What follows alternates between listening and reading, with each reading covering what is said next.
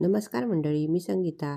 आज आपण वांग्याचं भरीत करणार आहोत. चटपटीत आणि चमचमीत वांग्याचं भरीत खूप सुंदर लागतं.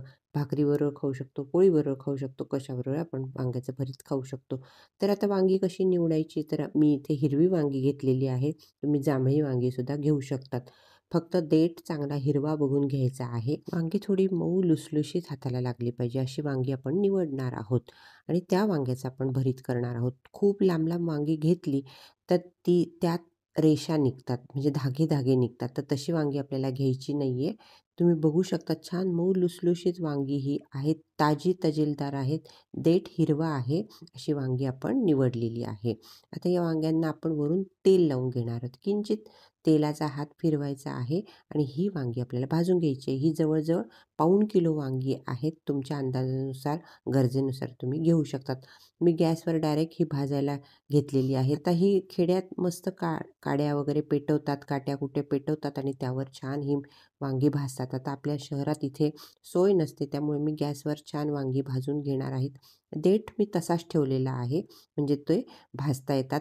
ते देठ पकडलं की छान वांगी भाजता येतात, पकडता येतात. तर दुसरीकडे मी पॅन ठेवलेला आहे. पॅनमध्ये आपल्याला मिरच्या भाजून घ्यायच्या आहे. मी 10 ते 12 मिरच्या घेतलेल्या आहेत, कारण आपण चांगलं चटपटीत आणि चमचमीत भरीत करणार आहोत, तर मिरच्या जास्त घेणार आहोत. तर मी इथे तिखट मिरची 10-12 घेतलेली आहे. तुमच्या गरजेनुसार तुम्ही थोडीशी कमी जास्त घेऊ शकतात. ही मस्त आता खमंग आपल्याला भाजून घ्यायची आहे बरं का. कच्ची ठेवायची नाही आहे. आपण ठेच्याला कशी भाजतो तशीच ही मिरची आपल्याला भाजून घ्यायची आहे. एकीकडे मी मिरच्या भाजून घेतल्या, एकीकडे आपल्याला वांगी मस्त खमंग भाजून घ्यायची आहे. अशी देठाला पकडली की छान सगळीकडनं वांगी भाजली जातात आणि देठाला सुद्धा आपल्याला छान भाजून घ्यायची आहेत वांगी. एकीकडे मिरच्या मी भाजून घेतलेल्या आहेत आणि थोडासा कपडा घ्यायचा आहे, म्हणजे सगळीकडनं ही मिरची भाजली जाते. मिरच्या घेतलेल्या आहे, लसूण घेतलेले 10-12 पाकळ्या आणि कोथिंबीर भरपूर आणि खडी मीठ घेतलेले आहे. याचा आपल्याला ठेचा करायचा आहे, म्हणजे मिक्सरमध्ये वाटून घ्यायचा आहे. या प्रकारचं भरीत खानदेशात मोठ्या प्रमाणावर केलं जातं. आता मी एकीकडे ठेचासुद्धा वाटून घेतलेला आहे, मिक्सरमधनं काढून घेतलेला आहे. जाडसरच ठेवायचा, तो खूप बारीक करायचा नाही.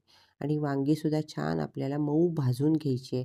देठाकडचा भागसुद्धा छान मऊ भाजून घ्यायचा आहे आणि तो आपल्याला आता काढून घ्यायचा आहे. अशी मऊ लुसलुशीत वांगी घेतल्यानंतर त्यात बी कमी निघते आणि जर हाताला आपल्याला कडक लागलं वांगं, तर त्यात मात्र बी असण्याची शक्यता असते.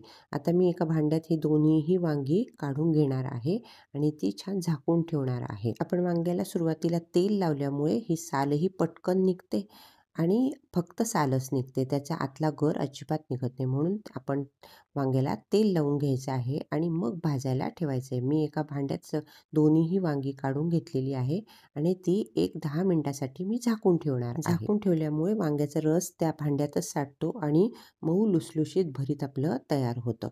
आता मी भाजायला मिरच्या घेतल्याच होत्या. आता ह्या मी तळण्यासाठी, म्हणजे भाजीत टाकण्यासाठी आणखी मिरच्या घेणार आहे. तर मी तुम्हाला परत सांगते, तुम्हाला जर ह्या मिरच्या जास्त वाटत असेल तर तुम्ही मिरच्यांचं प्रमाण कमी करू शकतात.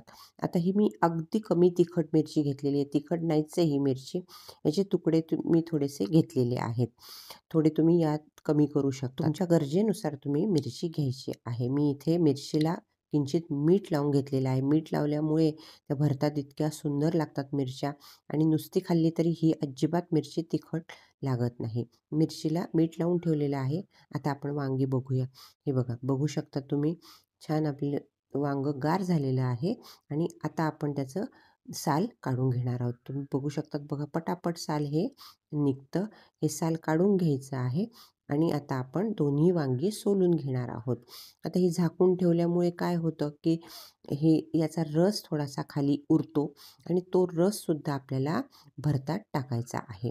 कारण तो रस वापरल्यामुळे आपलं वांग्याचं भरीत रसरशीत होतं, कोरडं होत नाही आणि मुख्य म्हणजे भरताला तेलसुद्धा कमी लागतं. हा जर रस आपण भरतात घातला तर वांग्याच्या भरताला तेल कमी लागतं. बघू शकतात, सगळं मी वांग्याचं साल काढून घेतलेलं आहे आणि काही काळं पडलेलं असेल ते सुद्धा तुम्ही काढून घेऊ शकतात. आता मी दुसरं सुद्धा वांगं सोलून घेणार आहे. आता वांग्याच्या भरतासाठी काय काय साहित्य लागतं ते सुद्धा मी तुम्हाला दाखवणार आहे. इथे मी वांगी सोलून घेतलेली आहे, म्हणजे साल काढून घेतलेली आहे. हे बघा, हे बघू शकता तुम्ही त्याचा रससुद्धा गळालेला आहे. मूठभर शेंगदाणे घेतलेले आहे. मी ठेचा वाटून घेतलेला आहे. आता ही बडगी खानदेशात हमखास मिळते. त्या बडगीतच आम्ही भरीत करत असतो. पण इथे तुमच्याकडे बडगी नसेल तर तुम्ही ठेचून घेतलं तरी चालेल. खलबत्ता असतो प्रत्येकीकडे, त्यात ठेचून घ्यायचा आहे. हा मी ठेचा तयार केलेला आहे आणि याला आपल्याला लागणार आहे 2 ते 3 वाट्या कांद्याची पात आणि या मिरच्या घेतलेल्या आहे. मीठ लावलेली ही मिरची आहे. आता आपण मस्त फोडणी करणार आहोत. शेंगदाणेसुद्धा मी घेतलेले आहेत. हे वांगे आता मी त्या बडगीत घेतलेले आहे आणि छान मऊ आपल्याला ठेचून घ्यायचे आहे. आता सुरुवातीला आपण बघून घ्यायचं आहे. थोडंसं वांगं मोकळं करून बघायचं आहे. वांग्यात काही कडक वगैरे बी असेल तर ती काढून टाकायची आहे. नंतर हे ठेचायचं आहे. तुम्ही बघू शकता अगदी मऊ लुसलुशीत आपली वांगी होती. अगदी लोण्यासारखं हे वांगं ठेचून झालेलं आहे.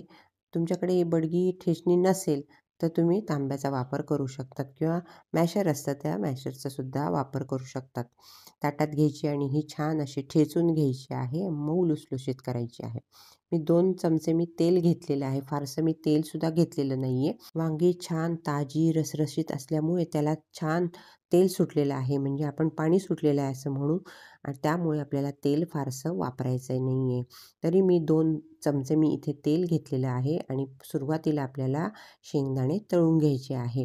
मी तेलात शेंगदाणे टाकलेले आहेत आणि खमंग आपल्याला शेंगदाणे तळून घ्यायचे आहे. शेंगदाणे तळल्यानंतर आपल्याला थोडेसे शेंगदाणे बाहेर काढायचे. बाकीचे शेंगदाणे आपण तेलातच ठेवणार आहोत. आता या भरताबरोबर कळण्याची भाकरी करतात, त्याबरोबर सुद्धा हे छान लागतात किंवा कळण्याची पुरी करतात, त्याबरोबर सुद्धा हे भरीत सुंदर लागतात. पोळीबरोबर, भाकरीबरोबर तर अप्रतिमच लागतं. त्यामुळे याबरोबर भाकरीसुद्धा खाऊ शकतात, पुरीसुद्धा खाऊ शकतात. खानदेशात तर कळण्याच्या पुऱ्या करतात आणि त्याबरोबर हे भरीत खाल्लं जातात आणि त्याबरोबर आमसूलची कढीसुद्धा करतात. आता हे मस्त खमंग आपले शेंगदाणे तळून झालेले आहेत आणि आता आपण शेंगदाणे हे काढून घेऊयात. थोडेसे निम्मे काढून घ्यायचे आहेत आपल्याला डेकोरेशनसाठी आणि बाकीचे आपल्याला त्यातच ठेवायचे आहेत. आता तुमच्याकडे चुकून कांद्याची पात नसेल तर कांद्याच्या पातीऐवजी तुम्ही एक मोठा कांदा घेतला तरी काहीच हरकत नाही. पण कांद्याच्या पातीची चव छान लागते. त्यामुळे आवर्जून कांद्याची पात आपल्याला टाकायची आहे. यातच टाकायच्या आपल्याला मीठ लावलेल्या मिरच्या. आता या मिरच्या मस्त आपल्याला तळून घ्यायच्या आहे. म्हणजे आपण त्या मिरच्यासुद्धा खाऊ शकतो. आता यात थोडासा मी ओवा टाकलेला आहे. ओव्यामुळे काय आहे की वांगं वातूळ असतं त्यामुळे पोटाला किंचित बाधू शकतं. म्हणून त्यात ओवा टाकल्यामुळे आपल्याला हे भरीत अजिबात बाधत नाही. म्हणून किंचित आपल्याला ओवा टाकायचा आहे. मिरची छान परतून झाल्यानंतर त्यात आपल्याला ठेचा टाकायचा आहे. ठेचासुद्धा आपल्याला परतून घ्यायचा आहे. अजिबात कच्चा ठेवायचा नाही आहे आपल्याला. हे छान एकत्र असं छान परतून घ्यायचं आहे. आता मी इथे मिरचीला सुद्धा मीठ लावलेलं आहे आणि ठेच्यात सुद्धा मीठ टाकलेलं आहे. त्यामुळे वरून आपल्याला मीठ टाकायची गरज नाही आहे. आता इथे एक लक्षात घ्या, मी हे खानदेशी स्टाईलने भरीत केलेलं आहे. त्यामुळे त्या खानदेशी स्टाईलच्या भरतात मिरच्या भरपूर असतात.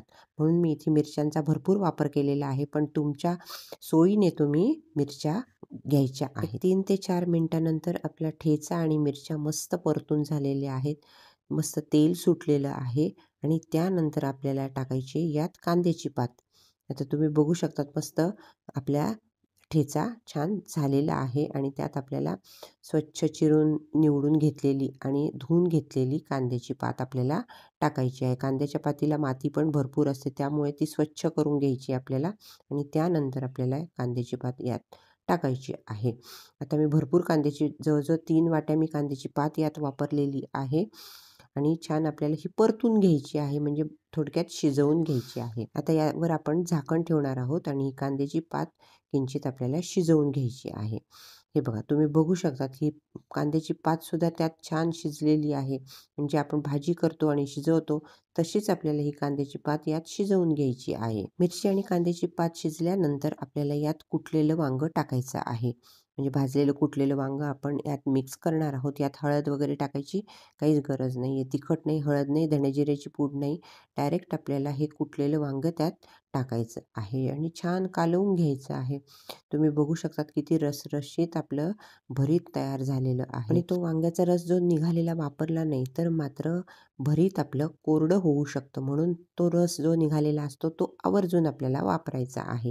म्हणजे छान रसरशीत वांग्याचं भरीत आपलं तयार होतं. तुम्ही बघू शकतात किती सुंदर आपलं वांग्याचं भरीत तयार झालेलं आहे. आणि त्याला आता आपण झाकून ठेवणार आहोत 5 मिनिटासाठी. 5च मिनिटं फक्त दणदणीत आपल्याला वाफ काढायची आहे आणि 5 मिनिटानंतर आपलं भरीत तयार झालेलं असतं. कारण वांगी भाजलेली असतात, मिरच्या भाजलेल्या असतात. खूप वेळ आपल्याला आता हे शिजत ठेवायचं नाही. वरून आपल्याला कोथिंबीर पेरायची आहे आणि मस्त आपलं भरीत तयार झालेलं आहे. आता परत एकदा मी झाकून ठेवणार आहे आणि गॅस बंद करणार आहे. झाकून ठेवलेलं आहे आणि गॅस आता मी बंद केलेला आहे. आता मी तुम्हाला सर्व्ह करून दाखवलं आहे बघा. वांग्याचं भरीत एका बाउलमध्ये काढलेलं आहे. वरून शेंगदाणे घेतलेले आहे. कांद्याच्या पातीबरोबर आणि कळण्याच्या भाकरीबरोबर हे अप्रतिम लागतं. तुम्ही बघू शकतात आपली भाकरी पण तयार आहे, भरीत पण तयार आहे आणि कांद्याची पात पण मी तोंडी लावण्यासाठी घेतलेली आहे. किंचित तुम्ही लोणचंसुद्धा घेऊ शकतात. सुंदर आपलं भरीत तयार झालेलं आहे. आपणही असे चटपटीत आणि चमचमीत वांग्याचं भरीत नक्की करून बघा, खाऊन बघा आणि आपल्या प्रतिक्रिया मला नक्की कळवा. धन्यवाद.